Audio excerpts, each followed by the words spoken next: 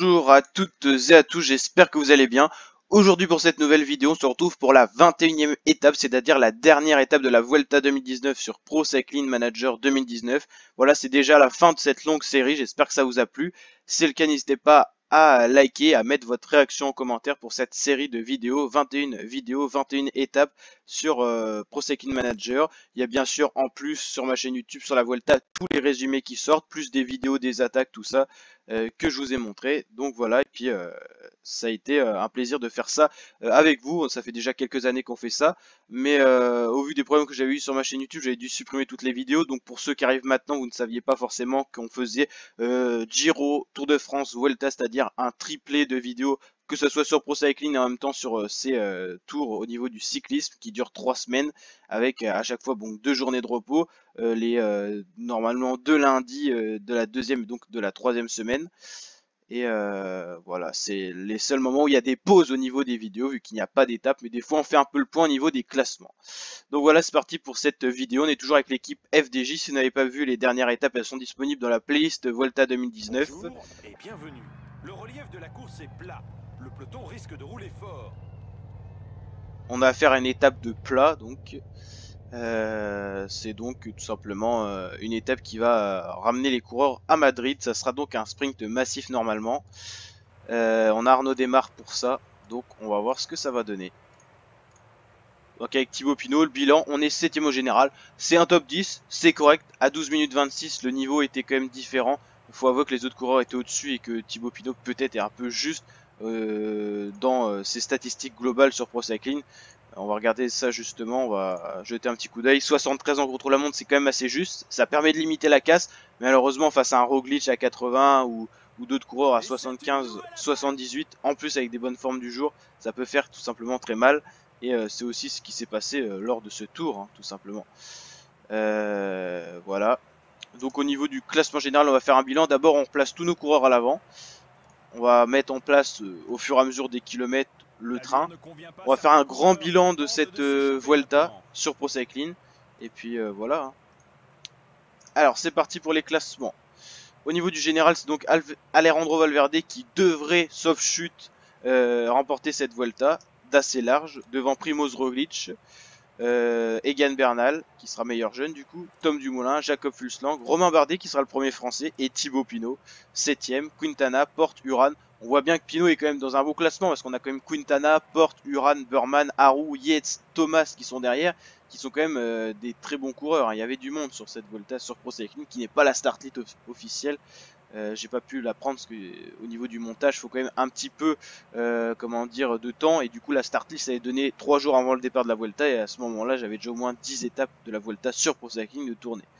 Henrik Mas, Tish Benoît, Miral Kachowski, Michael Woods, Formolo, Latour, Carapaz, tour raté pour lui, Izagirre aussi raté, Machka aussi, coureur de top 10, Miguel Angel Lopez c'est raté aussi, Pozzo Vivo, Soler c'est juste, Pokagar Jungle c'est juste. Il y avait vraiment beaucoup de monde hein, sur cette Vuelta. Ça explique aussi le mauvais classement de Thibaut Pinot qui reste quand même correct hein, en mode difficile.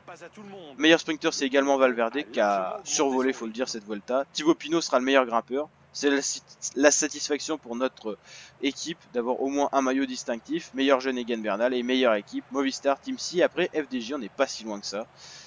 Au niveau du bilan pour le moment, vu qu'il reste une étape, on peut pas encore tirer toutes les conclusions. On a pas mal de victoires d'étape, on va regarder. Justement, David Gaudu avait remporté cette étape de montagne sur des forts pourcentages à l'arrivée, avec une échappée. Ensuite, c'était la première victoire d'étape, ça. On a eu des bons résultats, hein, des deuxièmes places 3 fois d'affilée. Encore une nouvelle victoire de David Gaudu, ça faisait 2. 3 avec Thibaut Pinot, en descente. Échappé, terminé. Et on peut en avoir une quatrième. 3 victoires d'étape, un maillot de meilleur grimpeur, un top 10 au général. C'est plutôt rentable pour une équipe de World Tour comme la FDJ. C'est plutôt pas mal, ça reste correct. Bon, le peloton et les équipes de sprinters ne veulent pas laisser partir de coureurs parce qu'ils veulent amener le peloton vers un sprint massif. On l'a bien compris. On va mettre en place notre train. Des coureurs comme Matej, Mohoric, on peut pas les laisser partir, c'est des trop bons rouleurs. Et en plus, ils ont une bonne pointe de vitesse, donc ils peuvent aller au bout. Hein. Donc ils vont pas les laisser partir comme ça, ou alors ils vont contrôler l'écart qui va pas normalement augmenter au-dessus de 2-3 minutes. Normalement, ça devrait pas. Voilà. Au niveau du général, les écarts sont quand même très importants, hein. Là, il y avait 4 minutes entre Bardet et Pinot. 1 minute entre Pinot et Quintana, ça va encore ça. Et puis le podium pour ces 3 coureurs. On ira voir les podiums bien sûr à la fin de cette Vuelta tout à l'heure. Plus d'une minute Voilà. d'écart, l'échappée fait son chemin. Il reste 75 km à parcourir. On va commencer à mettre en place le train, hein. Puis Pinot va rouler aussi dans le train, parce que maintenant de toute façon le top 10 est assuré, sauf chute bien sûr. Le peloton ne semble pas vraiment concerné par l'échappée. Le tempo s'est même ralenti. On va tout faire pour le sprint de Arnaud Démare. Oh, Tom Dumoulin qui vient de crever. Bon, il est même pas sorti du peloton, hein. C'est pas très réaliste.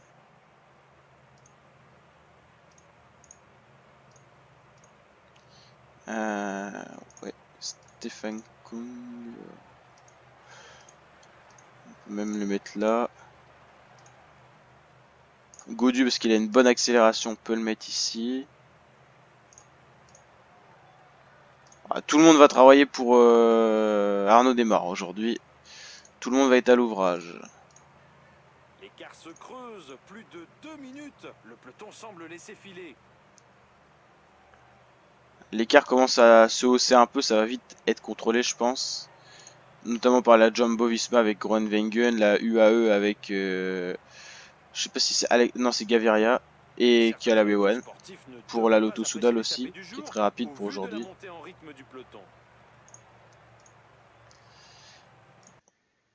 L'arrivée, ça sera une très longue ligne droite, ça favorise un Groenewegen, un Démare, un sprinter massif, ça favorise moins un Calabewan. On va passer une première fois sur la ligne d'arrivée, ça sera tout simplement peut-être quasiment au niveau du sprint intermédiaire.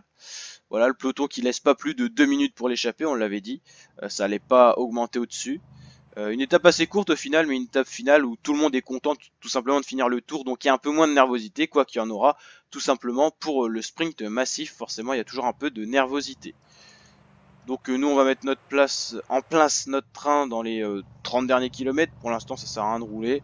L'échappée ne présente pas un réel danger. Moritz, Roche, Sari, ils commencent déjà à fatiguer forcément. 3 face à un peloton. Et 4 coureurs qui sont un peu distancés parce qu'ils ont chuté. Et il y a Egan Bernal dedans, donc attention parce que là c'est pas le moment où il fallait chuter, hein. Il peut perdre du temps. Il peut perdre son podium si je me... Non, oui, il peut perdre son podium. Et puis de toute façon on va se mettre à rouler dans les 30 derniers kilomètres. Tout le monde roule un peu, donc ça va être compliqué pour lui de rentrer. Je sais pas s'il va pouvoir rentrer, hein. On va suivre ça, ça anime un peu la course également. On vient d'entrer dans le dernier tiers de la course, le sort va bientôt être joué.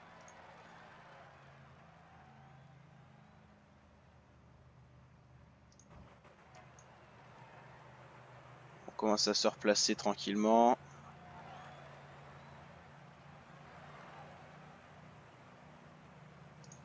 À l'avant du peloton. Je pense qu'on va ravitailler une dernière fois quand même. Encore une chute, là ça va être compliqué. Pour ceux qui chutent maintenant, un Sacha Modolo qui pouvait faire un sprint, là ça va devenir compliqué quand même. Il est attendu par 2 équipiers, mais je suis pas sûr que ça fasse le boulot. Bon, déjà on s'est replacé à l'avant du peloton.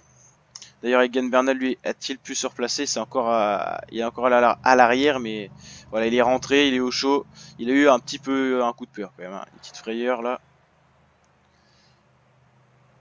Bon, on est plutôt bien placé, c'est nous qui roulons. Morabito il ravitaille puis il va se replacer dans le train. On va le mettre à quel niveau? On va le mettre devant Thibaut Pinot pour rouler.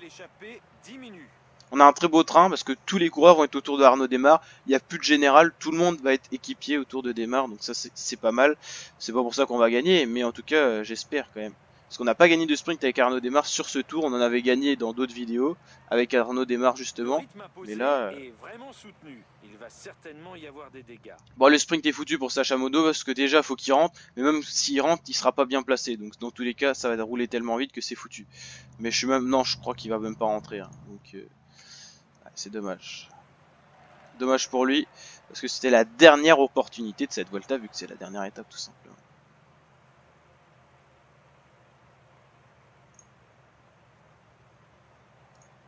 Allez. Il va sûrement avoir encore des chutes, hein, et j'espère que ça sera pas dans notre train de sprinter.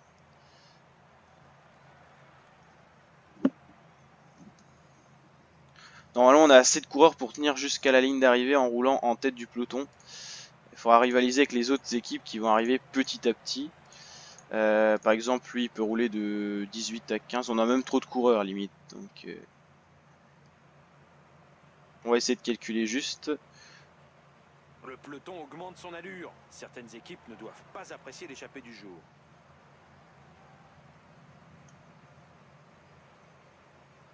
On est très bien placé, ça c'est plutôt pas mal. Il y a pas mal de virages hein, pour l'instant. Parcours assez sinueux. Wow. Bob Jungels qui vient de chuter. Oh, il y en a plein. C'était pas le moment. Hein. Ça rentrera pas pour eux qui ont chuté là. Puis s'ils sont bons en général, ils perdront du temps.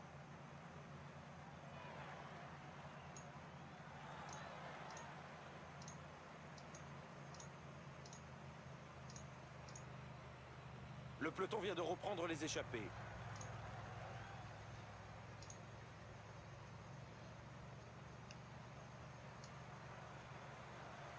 Encore 10 km. Et on a encore 4 coureurs après pour rouler.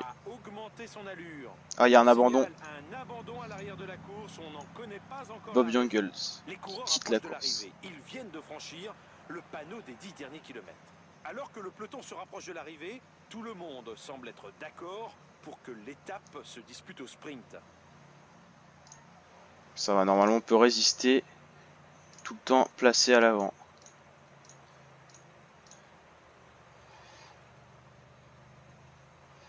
Cette voiture est perturbante. Arrêtée au milieu de la route, on ne sait pas si ça va arrêter les coureurs aussi. Nous sommes à 5 km de l'arrivée.